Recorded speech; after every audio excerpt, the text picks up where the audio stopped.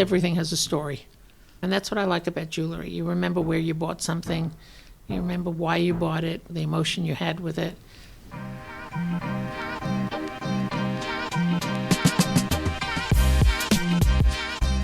Welcome back to The Materialist. I am here today with Fern Mallis. Welcome. Thank you so much for joining me.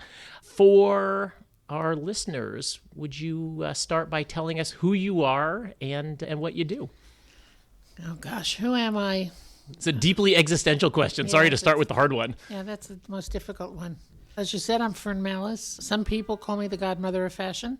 Would you call yourself that? I don't like giving myself titles, but it's a flattering one, and I think apropos. I currently have a consulting business, and I have an interview series called Fashion Icons with Fern Mallis at New York's 92nd Street Y, and that's going on 15 years, and I've interviewed about 65 of the most important designers and fashion industry professionals in existence. And I have 2 books from that series. And I also do some consulting for some other kinds of clients. But prior to that, I was a senior vice president of IMG Fashion, and I created Fashion Week in New York. And I was the director of the CFDA for 10 years. And I've created Fashion Weeks all over the world. And that's what I do. That's a remarkable life in a nutshell. I want to start with the New York Fashion Week, which is apropos as we are meeting in the midst of it. Yes. Maybe start by saying, where did that come from and why did it need to exist?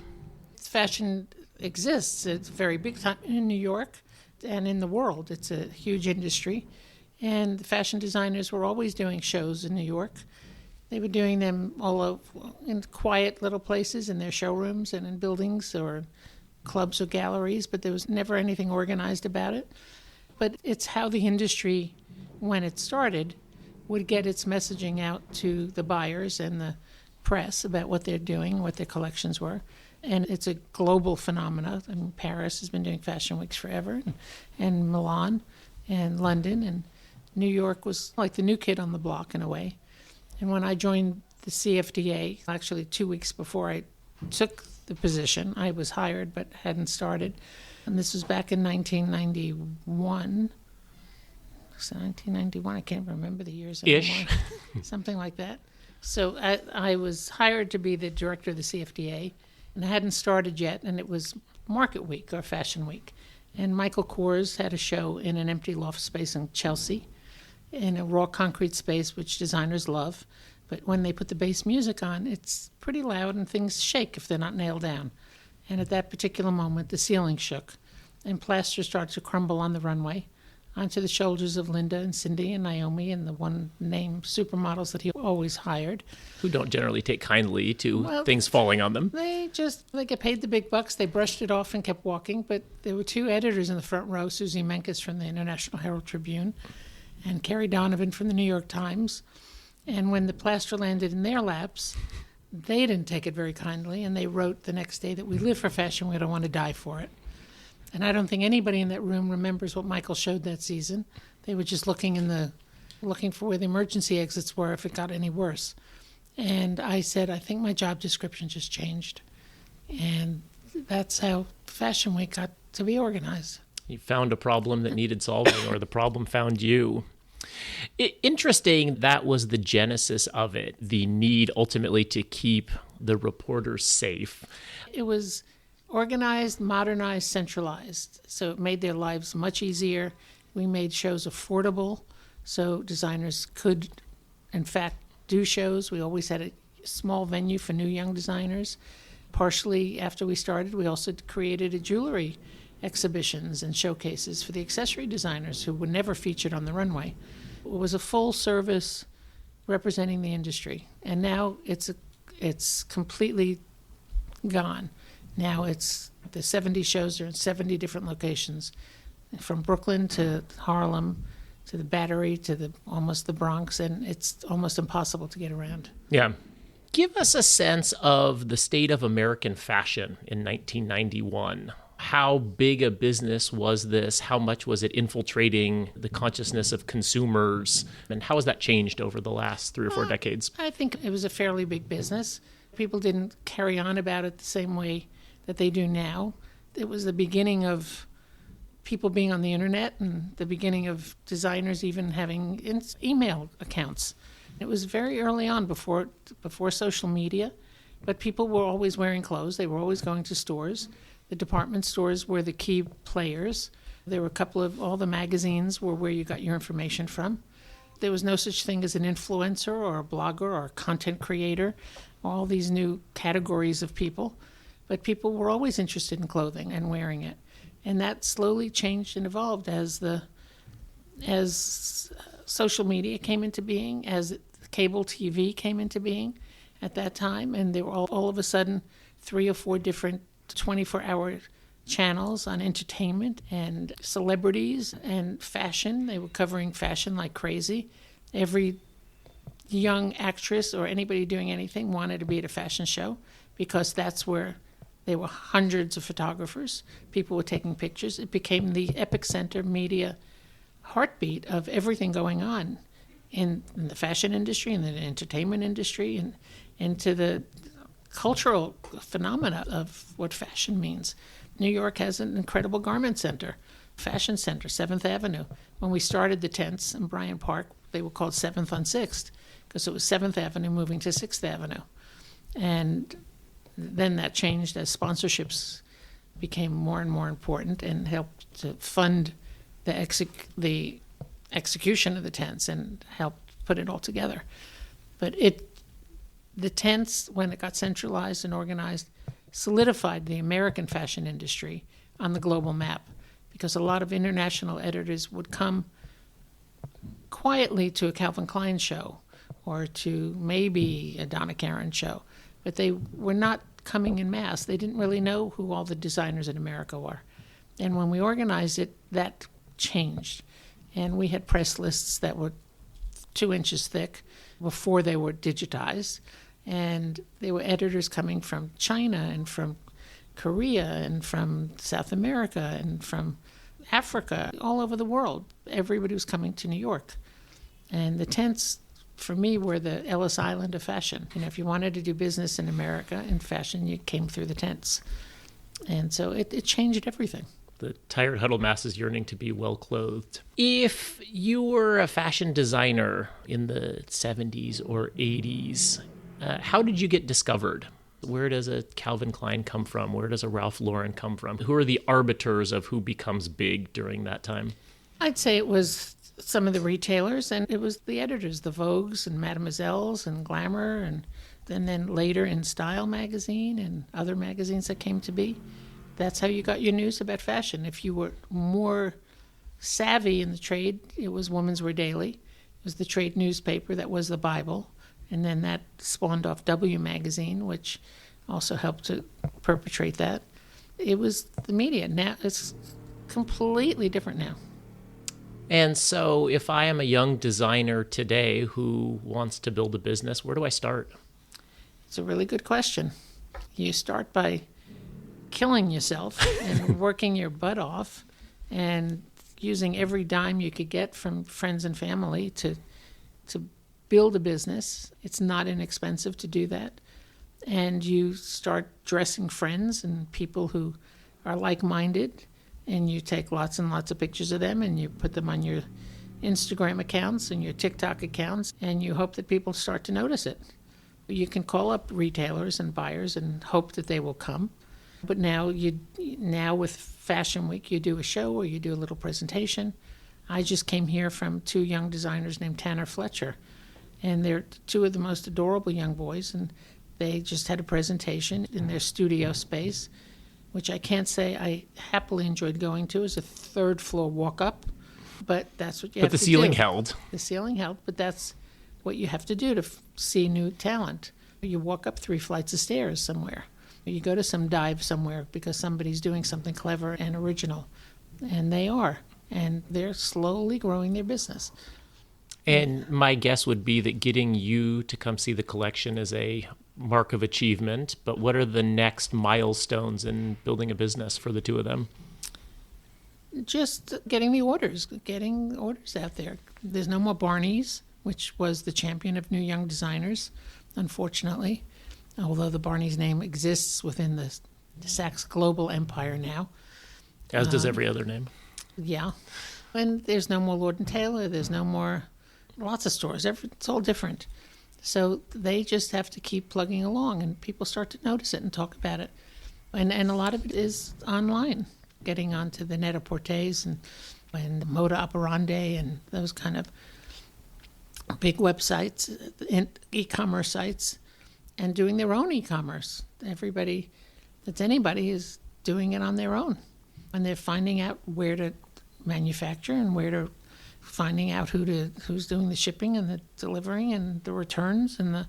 It's not easy. The people who love it and are passionate about it, they do it. And some of them, it's an unforgiving business in many ways. And what are the skills that are necessary to be successful? There's obviously a quotient of creativity, but my sense is the last 12 things that you named are probably more important in terms of building a business. Well, not more important, but you need somebody on your team who's going to worry about those things. And that's important. You need to stay focused and be creative, because that's what's going to make the difference. At the end of the day, it's about the product. That's what people want. You could have the most brilliant marketing campaigns or ads or everything else, but if the product isn't right, then it doesn't matter. But you do need somebody that you trust inherently, somebody who's got your back and who will take care of business, because I've seen more designers fail who've tried to do it all, and they can't. They're very different skill sets running a business.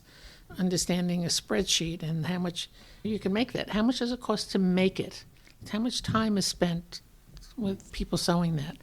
What do those trims cost? What are the minimum orders you need? Yeah, and what are the landed costs? And now everything's up in the air because of this new administration and tariffs, and so much of the products are being made in China, or fabrics are coming from overseas. And if that's going to start increasing everybody's prices, it's going to be really crazy. And I feel for these companies. I don't know nearly anything about the garment business, but I know a fair bit about the jewelry business. And I was just talking with our friend Sally Morrison about the challenge of getting production support if you're a small jewelry designer, and how insular a world that is. Is the same thing true in the fashion business? Yeah, I would think so. I mean, I love Sally, and I'm sure that she gave you some good information about that. Yeah, she said it was hard. That was what she said. It's hard. There's no easy way to do this. Yep. But when you succeed, the rewards are remarkable. But you've got to stay focused and got to stay passionate about what it is. How is American fashion doing versus fashion from other places in the world? I think the American fashion industry is doing quite well globally and internationally. I think I like to take a little bit of credit for Americans getting recognition worldwide, but I think everybody's doing business everywhere. But again, that's going to change now because of various government changes and stuff. But I think American designers are well respected around the world. Even 30 years ago when we started Fashion Week, the Europeans would come here and buy Norma Kamali. They loved Norma. She was and still is one of the most creative designers in America. When the Calvin Klein businesses and all of those, Tommy Hilfiger's business is bigger in Europe than it is in America. It's a global world. And as we have seen more of these big conglomerates come to dominate the space, and particularly the big European conglomerates, there have been attempts to do similar things in the United States that have failed for various reasons. Does that put American fashion at a disadvantage? I don't know if it puts it at a disadvantage, but I don't understand why those have failed. The LVMHs and Kering's of the world, more brands than I could possibly even mention. And they all benefit from shared resources and expenditures and back-of-house information. And there have been ones here with Capri and what's the other name? I can't even remember. Tapestry. And Capri and Tapestry trying to merge and do these, acquire more brands. And the FTC stopped it. And I totally don't understand why. I was questioned on a Zoom call by lawyers putting those deals together. And I said, yeah, they all compete, but they all do different things. Nobody's confusing a Michael Kors bag with a Kate Spade bag or a Coach bag. Yes, everybody has a bag, but consumers know what they want, and they buy what they want. Nobody's going to... It just makes no sense to me the way that happened. Yeah. And meanwhile, the AT&Ts of the world and all the big tech, they're all buying up everything, and that seems to be okay. Where it seems like there are far greater detriments to consumers than there are over... Way worse than a company that owns a couple of clothing companies. Yeah. And meanwhile, one of them misses a quarter, and the conversation is, are they going to divest Versace, right? All right, you have 3 companies, and now, all right, we need to start breaking it up. But I guess the history of business is bundling and unbundling. Yeah. There are a lot of people who buy into these businesses with an exit strategy, which I hate. Right. When you are a company and you're being romanced by venture capitalists or whomever is buying stuff, they come in and all they see is an exit strategy. And to me, that breaks my heart, because to come in and be there for the long haul, be there because you want to grow it and be a part of it and make it succeed, not just you want to cash out. Right. You know? To whatever rapacity has been attributed to Mr. Arnault, at least he's not selling anything. So So far. I think that's exactly right.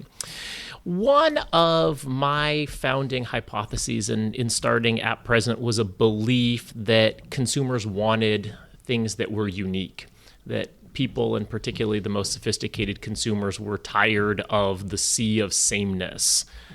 My sense is that you are a champion of independent design.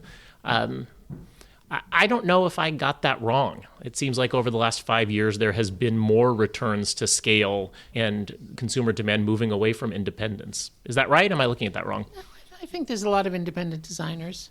I think there's a lot of people. Every season, there's new names on the calendar, new names coming up. Don't ask me to name them. And every year there's a whole new class of people graduating from design schools. The design schools are full to capacity. People want to be designers. They want to be in the industry. They want to work in fashion. I think the independent designers are where all the newness and talent and excitement is. They have nothing to lose. Just do it. And have they been able to scale businesses? Some of them. Like a Colleen Estrada is all about sustainable clothing and really off-the-chart craziness. Really, her shows and presentations are just like nothing you've ever seen. When you look at the clothes and you think, what does that look like on a hanger when people see it? But apparently it's one of the absolute best sellers at Nordstrom, and they sell out like 100%. So, yeah, it happens. It works. You are a fan of jewelry. Before we came on here, you were showing me some pictures of your jewelry collection, your jewelry wall. Tell us about your relationship with jewelry. Where did that start? I've always loved accessories. I grew up not with jewelry, but my dad was a scarf salesman.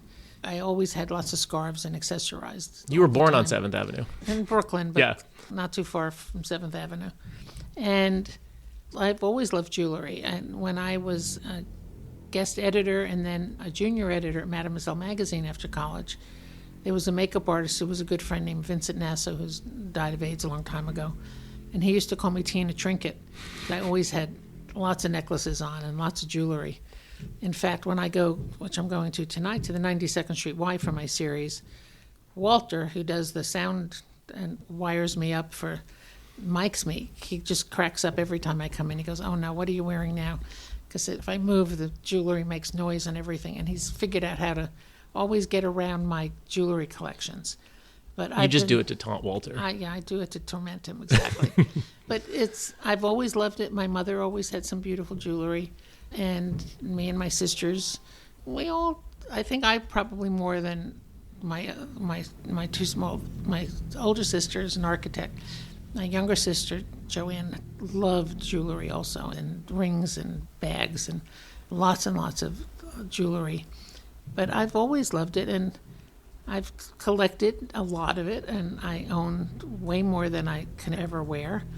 I do have it all organized on pegs coming out of my wall because my ceiling had collapsed several years ago in my bedroom from the roof from water damage, and everything was destroyed in the room. And when they took off the jewelry that was hanging on some hooks, they just threw everything into shopping bags. So trying to detangle my stuff was not pretty. So now it's all organized and you could see it all. And I also have spent the last 20 years on many trips to India because I worked on Fashion Week in Mumbai and for 10 years. And after that, I was on the board of directors of a diamond company in India for 10 years. And the jewelry in India is beyond anything. It's just mind-boggling. And I bought a ton of things.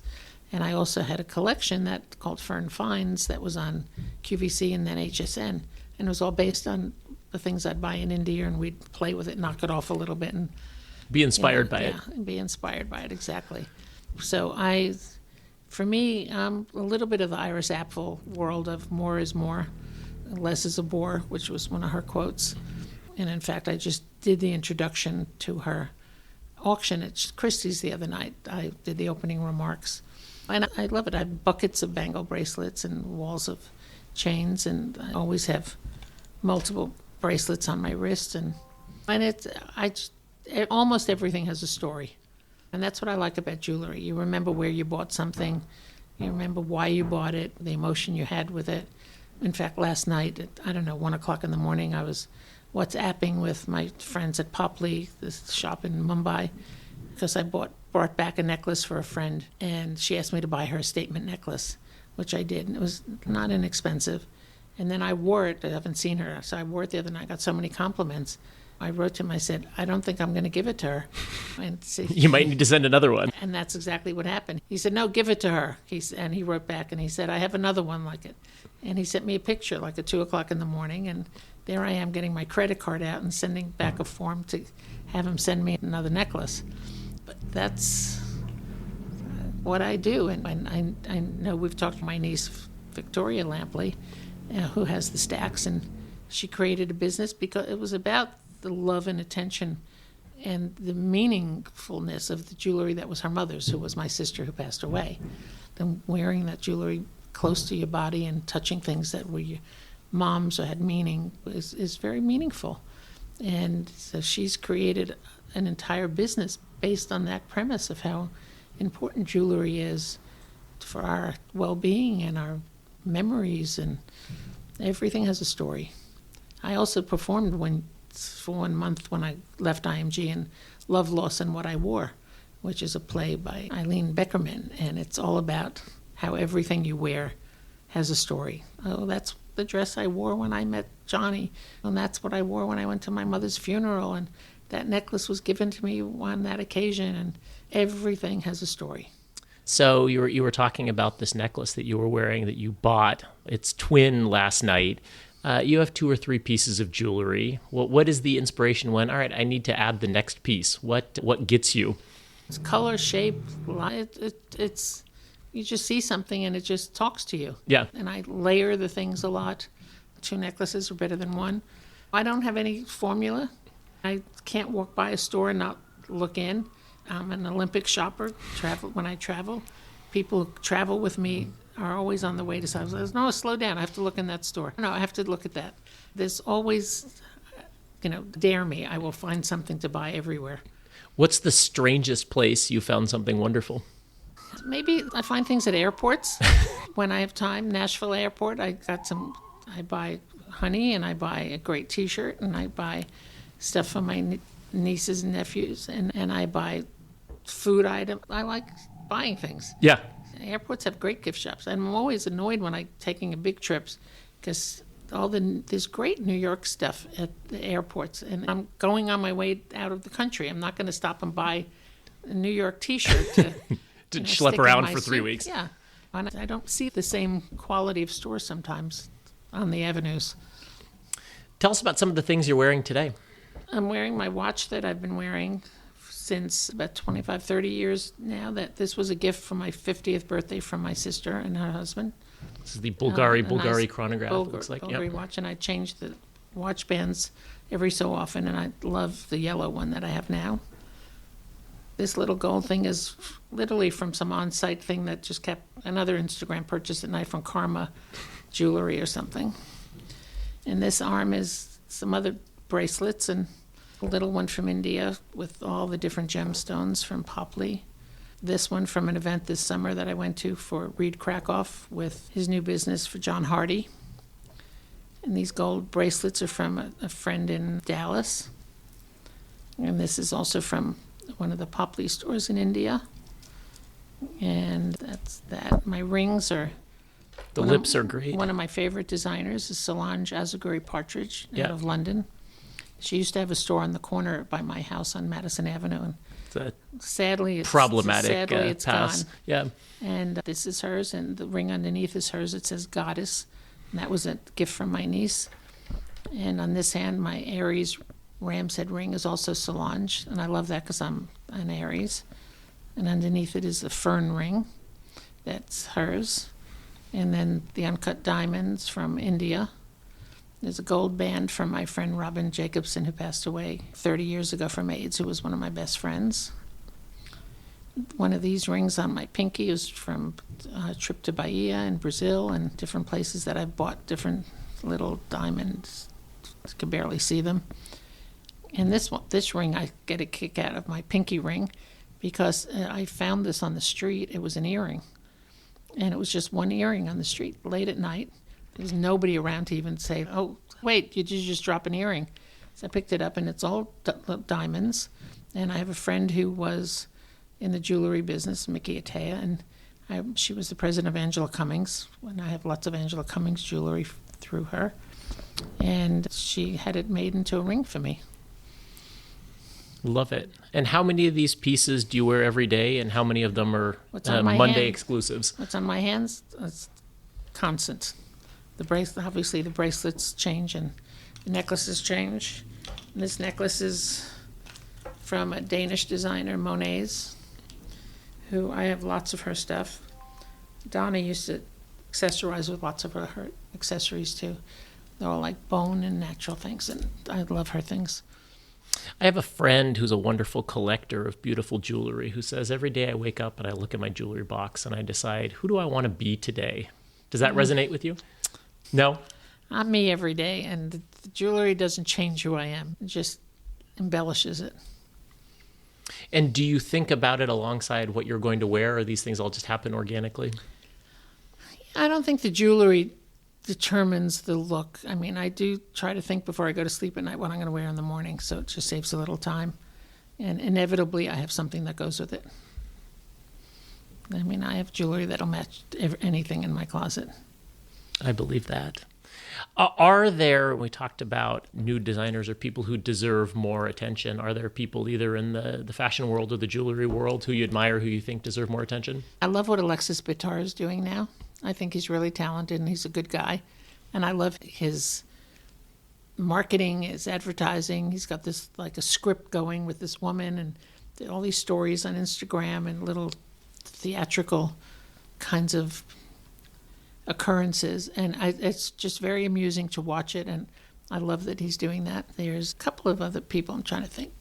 One of my niece who lives in Germany, one of her good friends is Anna Pierce, who's doing some very beautiful jewelry, a young up-and-coming jewelry designer. There's so much good jewelry out there now. Yeah. It's scary, and not that he needs more attention. I just came back from India, as I mentioned, from my friend Sabyasachi, who's celebrated 25 years in business, and his jewelry is Maharaja worthy. It just takes your breath away. I have a little Sabyasachi gold coin necklace around my neck that he gifted all of us when we came to India. And it's worth the journey. Yeah, and another like horn of coral that got in India on a trip 2 years ago. So yeah, I think there's a lot of people doing great stuff. We have talked about the role that editors played and the role that buyers played and the move toward influencers. Do you have a sense of where people are finding inspiration these days, where consumers are finding inspiration? I hope they're finding it on the stacks. I think that she's doing a great job with that. That's what she's doing, is sharing all these interesting collections and sharing people's stories. So you see people who have a great, show me your stacks, and people with great necklaces, lots of earrings, lots of arm candy, and And it just inspires you. Oh, yeah, I could do that. Oh, yeah, maybe I should wear that, add another thing on my neck.